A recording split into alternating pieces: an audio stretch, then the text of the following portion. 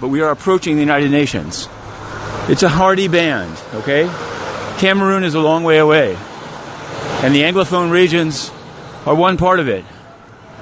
But these people have a legitimate claim, and not only has Paul Biya burned down villages to try to snuff out their dreams, the UN has sent an envoy, Francois Fall, who said that any secessionists are extremists. That's what he said. And yesterday, Jeffrey Feltman said, that's okay. Nothing more we can do. Antonio Guterres took a golden statue from these guys. So we're going to check this out. Look, here we go. This is the flag of Ambazonia. Hey, here they are. It's a nice group over here. Let's check it out. This is Ayub Tabe. Hey, what's happening? How you doing? Okay. Had to be here. Got to be here. Yeah, absolutely. Let me. I'll talk in a second. Let me just try to get a sense of the. So we've asked the UN repeatedly where he is. Where was Amina Mohammed when he was taken up? No answers. But there's the UN. Hey. All right. Let's check this out here. Let's see what's going on. This is a legitimate claim. These are. Hey. Hello. All right. Okay. Well, I try to cover it. All right. Okay. Interfering for us at the United States building. Well, we're going to give the chance to say something real quick if you want. We're going to give ourselves the power to say something real quick. Great, thanks so much. Oh yeah, sure. Okay, I'll just pull it in. That's all right, I got it. All right. I'm glad to see you guys here. And I say it, I mean, as a journalist, I ask a lot of questions of the UN. I started asking when the internet was turned off, and the answers got worse and worse. Basically, the UN, finally they said the Secretary General was going to stop over in Yaoundé. This took place sometime in October when he was doing another trip. He stopped over, and what he did was take a golden statue from Paul Biya. I've started asking, where is the golden statue? How much did it cost? And what are you doing for it? More recently, the Deputy Secretary General, Amina Mohammed, who used to be a government official of Nigeria, she was in Abuja when Ayuk Tabe was disappeared from the hotel there. So we said, are you going to talk to the government? Ask them why they sent them.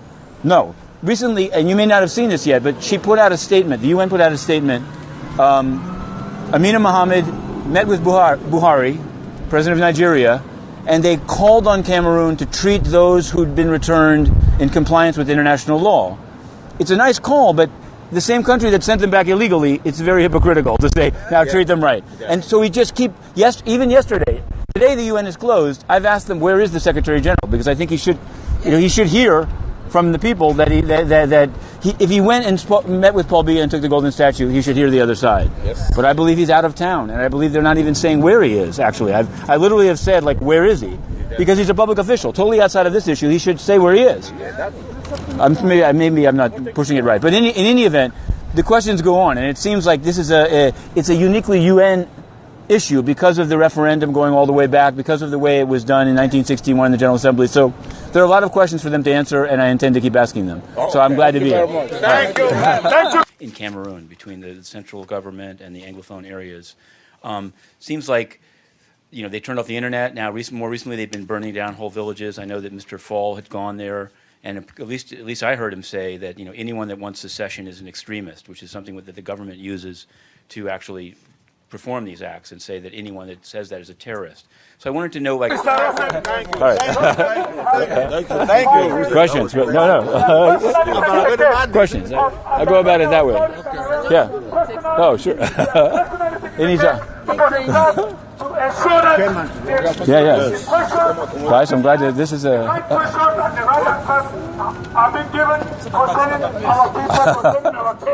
Phones.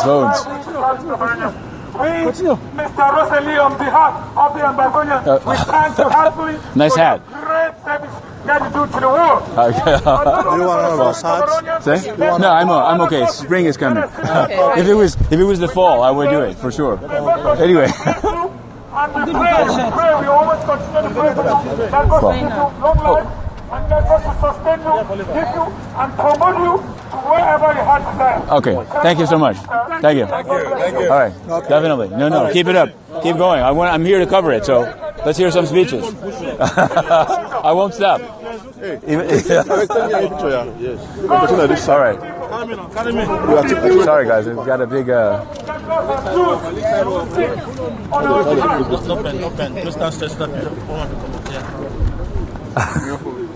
Guys? All right. Let me circulate. Yeah, definitely. Amnesty International. Oh, great. Yeah. Okay. It seems you've been involved in this case for a long time. Sure.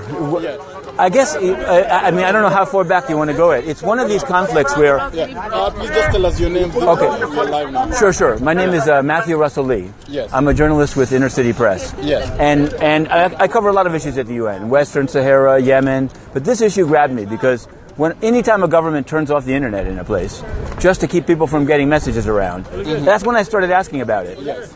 Next thing I knew, specifically in the Cameroon area. Absolutely, in the Anglophone areas of Cameroon, I'd heard people contacted me. I looked into it, yes. And the funny thing is, once I started asking this, I found that the UN's resident representative in Cameroon blocked me on Twitter. I started asking her questions on Twitter. Why don't you speak up about this censorship? She blocked me, which is confirming censorship. So I've continued to ask it, and you've done articles on this issue. Absolutely, I've written probably 150 articles on this topic.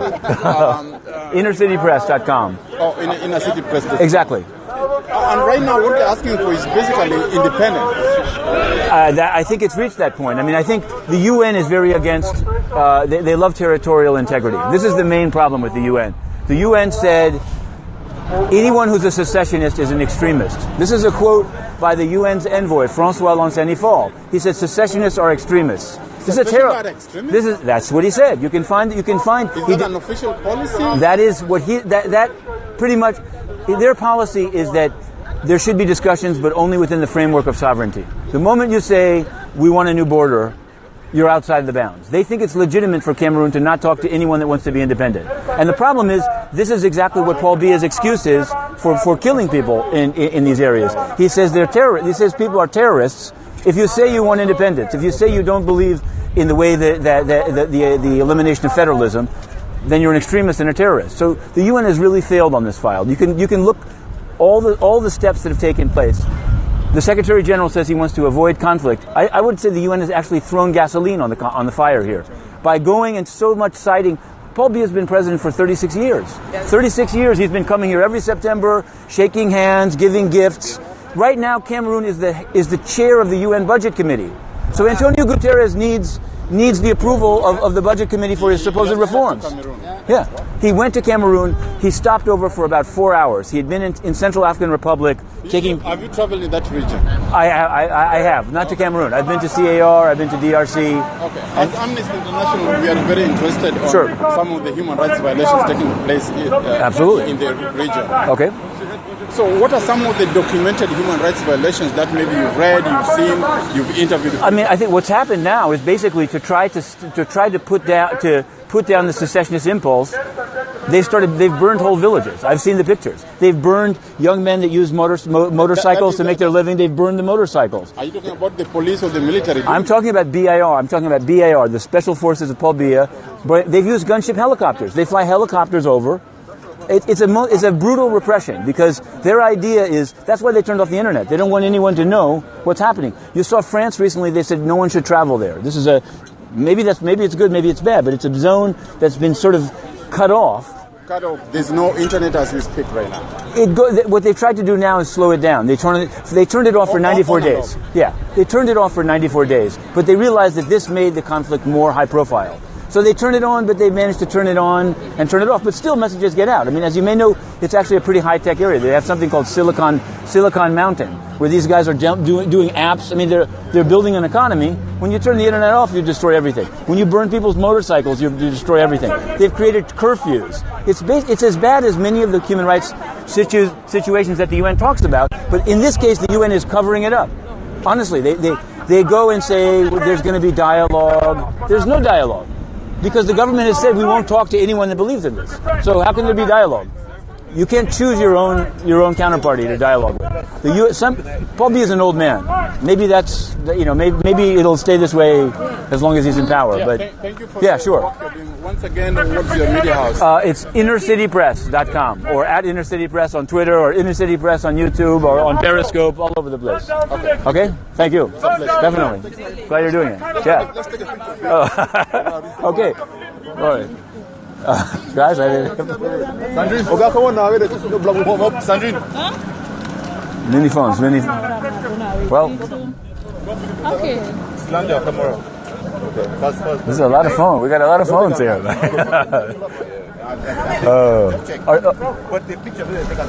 So you guys mostly came up from Maryland or from Canada? Yeah. Maryland. Yeah. There's one. I met one Southern Cameroonian from Alabama here one time. I interviewed her. She came all the way from Alabama and stood alone in front of the UN with a sign. It's incredible. All over the place. All over the place. Yeah, it's something else. It's honestly, I'm embarrassed for the United Nations the way they handle this. It's embarrassing. You know, just as a. I keep asking questions. All right, guys, let me circulate around. Say again? Do you have a minute for? Yeah, sure. Yeah, sure. Yeah. Actually, I'm a Silas, therefore I'm doing this little show on SCBC. Probably you've watched me on the show. I actually came all the way to an address at Google the last time. Oh yeah. I'm really sorry. The difficulty that I have is I'm in the UN these days, but I can't sign people in. I'm more than willing to do something with you. Let's talk. Yeah. It's a station that I like. Let me give you my card. Let me give you my card, and we'll go from there. Okay. All right. And I'm sorry, I wasn't trying to. It's just difficult. Like I understand. As I ask these questions, I've gotten in more and more trouble with the UN. Honestly. Yeah. They make it so I have to have a reminder. I go through the tour. I'm a tourist in the UN. They want me to buy their shot glasses and diapers, and it's ridiculous. Yeah. It's fun. I mean. Yeah. This is something I'm glad to see. You know, I'm going to try to find out where Antonio Guterres is because he must know what this is. Contact me. Just one personal picture. Yeah. Oh, sure. Because you're a fan. Definitely. Please, absolutely. It's good you guys are out here. I mean, honestly, the UN should send someone out to thanks. You know, the UN should send. Sometimes they do. The UN is so. I have to say it. They've handled this very badly, but keep it up. Yeah, we're trying our best. If your cause is just, you just have to keep raising it. But it shouldn't take this much. Definitely, it shouldn't take this much. No, just so you know, I know the Cameroon ambassador. He's like, "Why do you talk to these people? They're terrorists." It's like these people are not terrorists. This is the mentality they have. Mr. Lee. Yes. I called you. Okay, I know. Yes. Yeah, thanks so much. I know. I told you I would be here. Yes. Yeah. Very nice. Too much. Well done. Huh? Well, I have. I sometimes I tweet that out. Mentor Bixby. Yes. Nice. Yep. So All right. I'm going to stay with you. All right. Okay. When I called you, I knew No, definitely. that you show up. Oh, of course. It's not even a work day at the UN. I can't go into the UN today, but I'm coming to cover this because I have to. You know. And I've asked. And I asked them repeatedly, "Where is Guterres?" He left town. He went to his home in Lisbon. I asked my brother. Really? He doesn't care. No, he does. I hate to say it. You know, I started covering him very fairly, but when I saw he took the golden statue, and literally. And we know Patricia Scotland also took it. I know. Right? But she spoke slightly better. But I agree. It seems to be a trend. You know. Yeah. I mean, it's a small thing, but it's very telling. Yeah. You know. It is. Because here's the thing. There are definitely leaders on earth that he wouldn't take a golden statue from. He wouldn't go to Syria and take a golden statue because he knows that people would be mad at him. Yeah. But he doesn't perceive it this way. He says, he doesn't care. He says it's Africa. He's a president 36 years. You have Cameroonians working there. Okay. There are a few, and a few. What do they feel about it? Did they talk about the situation? Okay, guys, let's go. Yeah. Yeah. There's the ones that believe that this cause is just. They're very quiet. I talk to them. They whisper to me and they say, "Never say I spoke to you, but I think it's right. You could try. Ask this, ask that." Yeah. Okay. Very good. Okay. I'll follow along. So we thank you. You have my number. I do. My thank you so much for telling me. My pleasure. This is great. So guys, keep it up. This is an upcoming music CD that I made. Oh, wow. I'm the artist. Okay. And the proceeds are going to go to take care of our refugees and victims. Yeah. So I'll probably send it to you when it comes. Okay, please do. This is what what's the title of it? Then I'll just Google around. It's Ambazonia Shall Rise. Shall Rise. Okay. Good title. Good title. Yeah. Oh, are you coming to Times Square? I am going to keep following it. Yeah, we're doing. Sorry, Yeah. I don't mind two of us just. Yeah. Yeah. Oh, sure, please. Oh, nice sign. Very nice. Wow. Thank you. Southern Cameroon State. Please. You've got. All right. I don't want to slow you guys from getting to Times Square. I'm going to follow and. We don't get to see you every day. Yeah, well, I don't get to see. Sunglasses. Very fashionable. Yeah. Very fashionable. Okay, thanks. All right. I feel like I don't want. Yeah. Well. I try to cover it. Basically, I'm covering the news, but I can't get into the UN today. So what can you do? Okay. Nice signs. Okay, guys, I'm going more journalistic now. I'll let you know when the CD comes out. Send it to me. Direct message. Send it to me. Right. InnerCityPress@gmail.com. At InnerCityPress on Twitter. Just send it to me, and I'm going to be googling for it. Good, okay. Now these guys, they're going on the right. This is great. They're going on the good. Okay, good. All right. So Let me. Ambazonia Shall Rise. Yes. It's a good one. Good title. It's our story told music. You will love it. Fabulous. Okay. Is it Ambazonia? It shall arise. That's going to be great. Ambazonia. Is it Boya is the city on the mountain? Don't worry. When it comes All right. out, you hear it. Okay. Very good. Excellent. See you. There. Oh, thank you. Yes, Thank you. Thanks a lot. So I'll keep in touch. Okay. Very much. Thanks for letting me know. Right? Yeah. Yeah. I sent you the Okay. flyer, Very good. but I'll keep in touch. Very excellent. Let me end this broadcast and then follow up. You can end the broadcast. Okay. Absolutely. Yes. All right. So this was it. This was the first of a series of the Ambazonian Protest at the UN, where Antonio Guterres is missing for the day, spending your money, traveling away, while an issue he should have been working on is growing louder and larger all the time. Here they are. Now here's the visitors' entrance of the United Nations. The building is closed. Antonio Guterres is missing in action, spending your money. And this is the very gate where UN security, through Inner City Press on the street, broke its computer on the ground for covering these issues. An issue that Antonio Guterres should be ashamed, backing up a longtime dictator president who's killing people in the Anglophone zones of his country, and the man they won't even say where he is. Antonio Guterres is out of the country, while the voices of the people that he's ignored and screwed over go right by him. Antonio Guterres, it's a joke. Return the golden statue. Return the golden statue. Joker. No, seriously. That's bad karma. It's bad karma. And there they go. All UN gates are closed today. Good Friday, they call it. For Antonio Guterres, it's yet another bad Friday. A bad Friday spending public money. They spent public money. There they go. Ambazonians. Seeking justice in a place where it's hard to find. The UN is as closed as the gates are today. Its heart is closed. Where is the golden statue? Return the golden statue. It must be returned. Melt it. Well, diplomacy thus far has failed. Antonio Guterres has taken the golden statue. Shocking. A shocking display. We're going to get this one. On this note, we close. Antonio Guterres and his golden statue.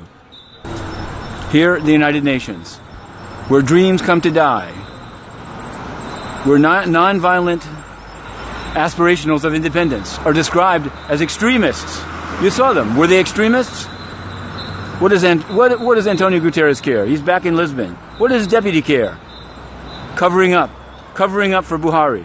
A disgusting performance. And here's the thing. The only media that's ever asked them any questions about this is the one cast out. The Egyptian, given Inner City Press's office, who never comes in, she could go in today. Doesn't want to. No work to do. My camera's inside and I can't even get it to cover this protest. The UN is corrupt Alison Smale should be ashamed and should resign. 6 months, no answers. The Ambazonians continue on 42nd Street. Let's check it out. Shocking, a shocking display. The golden statue must be returned. This is the same route that we took all summer to cover the UN corruption case of Eng Lap Sang. That was the case they threw Inner City Press out for covering. That's how shocking. They complain. Of course they can't complain against Paul Biya's censorship. They censor themselves. Antonio Guterres is as much of a censor as Paul Biya. Just a little more genteel since he's in New York City. A little. No, I don't know. They smashed computers on the ground. You can find the audio of this. And no one's ever said it was wrong. No, it can't be. They're the UN. What could they do wrong? Kill 10,000 people? Must be some mistake. Oh, anyway, we have immunity. Disgusting. But here we go. They're going to Times Square. I think I may not go that far. I find it depressing when you have the Mickey Mouse characters and these issues. But the UN part of the protest, I'm proud. I'm proud to cover it on Good Friday. Good Friday when I can't even go into the UN and get my camera. Thank you so much, Department of Public Information. Sleazebag cover-up operation. Hua Jiang, a shocking embarrassment. Darren Ferrand. These people have overseen restrictions and censorship for 2 years. 2 years. No answers. There are no rules. Inner City Press said, okay, you threw it at. What's the process? There is no process. You're not even on a list. People no-show. Retirees can come in and be assigned full access, but not Inner City Press, because we actually cover things. Well, you know what? We're going to cover it ever more aggressively. This is maybe the worst Secretary Generalship ever. And I covered Ban Ki-moon. Ban Ki-moon didn't go home to Seoul all the time. He didn't sneak around. He may have been incompetent, but this guy is sneaky.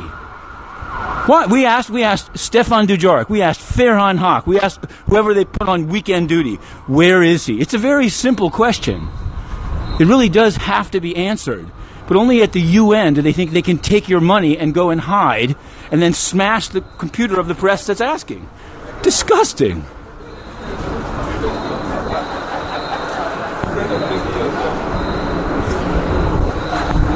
Up to the corner, Rabin Way. Sorry for the loud noises.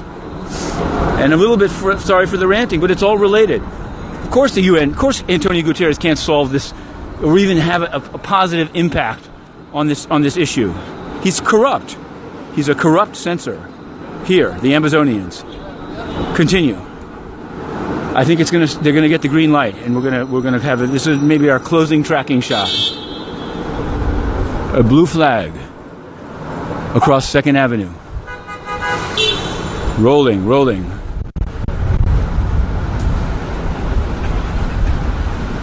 There it is. You've got WPIX, you've got, you're going to go by a song about the SDGs. The SDGs is the UN's pretext. It can screw over, it can characterize peaceful aspirants to independence as terrorists or extremists and get them killed, and then fly off to Lisbon and throw the press in the street. You know what's going to hang Mr. Guterres on his own petard is this UNAIDS thing, because he pretends to care so much about sexual harassment. And yesterday, he refused to answer the Inner City Press's question about it. And today, at 2 o'clock, coming right up, on CNN International, UNAIDS victim will speak not only about Luis Lure's lurid elevator play, but about the cover-up by Michel Sidibe, left unchecked by Guterres these many months, hasn't spoken to him, didn't read The Guardian apparently, where Mr. Sidibe told his staff he's going to investigate anyone who complains. That's the UN. And now it will be better known. And they'll say, oh, we just didn't understand. I mean, it was only Inner City Press asking. This guy's some kind of a Ambazonian. Yeah, Ambazonian. Proudly so. Disgusting. That's sort of joking around, but these are the issues. The UN will jump over candlesticks to pretend to be doing something. I don't even know. They haven't accomplished anything. Not on Syria, not on Yemen. Nothing. Zero. Zip. Worse all the time. It's a shame.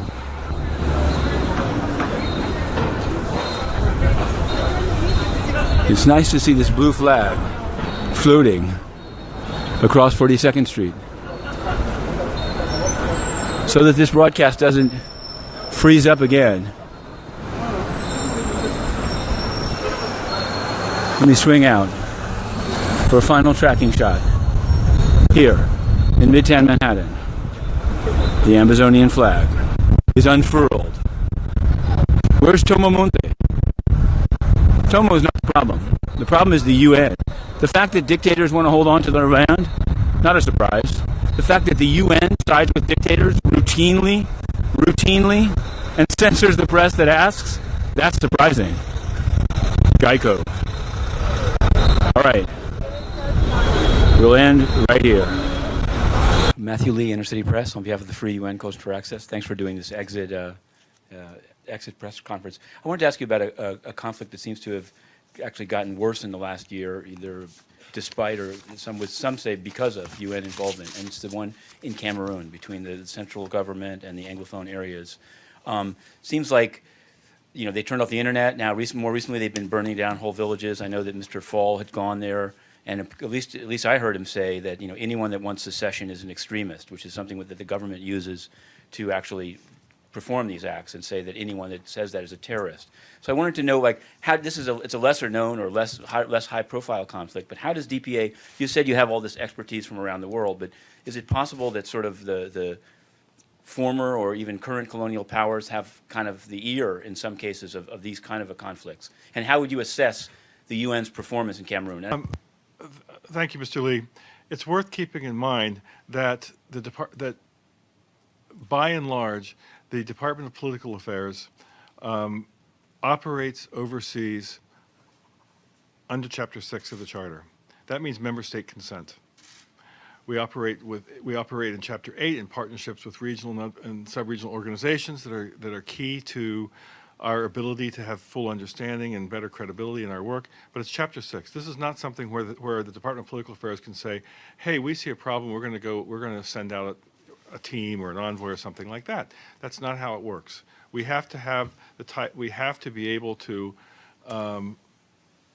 persuade a country that some outside engagement, some outside facilitation might be of use. And that's hard. This is one of the hardest things that I have seen about working in the Department of Political Affairs, and it's one of the hardest things about making prevention work. The Secretary General is, as you've all heard, is very keen on prevention across the whole spectrum of UN activities, whether it's prevention of childhood disease or prevention of conflict. But prevention of conflict is especially difficult. And I would put Cameroon in this category because we think that there are lessons learned, there are best practices, there are examples in other parts of the world where there have been successful processes that address the concerns of minorities, of various ethnic groups, of people who feel for one reason or the other disenfranchised, that might be useful in Cameroon. But we're not going to be able to just march in there